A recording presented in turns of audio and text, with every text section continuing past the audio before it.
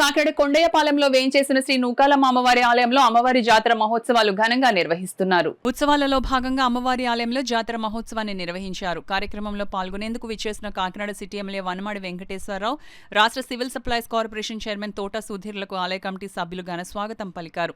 ఆలయంలో ఎమ్మెల్యే వనమాడి వెంకటేశ్వరరావు, తోట సుధీర్ల అమ్మవారిని దర్శించుకుని పూజలు చేశారు. ఆలయానికి విచ్చేసిన అతిథులు ఎమ్మెల్యే కొండబాబు, స్టేట్ చైర్మన్ సుధీర్లకు ఆలయ కమిటీ సభ్యులు శాలువాలు కప్పి జ్ఞాపికలను బహుకరించి ఘనంగా సత్కరించారు. ఎమ్మెల్యే కొండబాబు అమ్మవారి జాతర మహోత్సవాన్ని ప్రారంభించారు.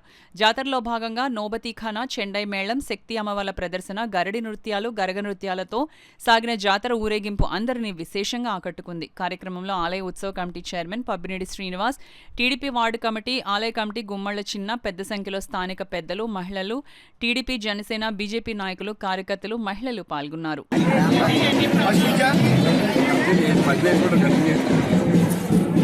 అందరికీ నమస్కారం అండి. ఉగాది సందర్భంగా మరి కొండపల్లిలో వేయించేసి ఉన్న నూకాలమ్మ అమ్మవారి జాతర జరుగుతుంది.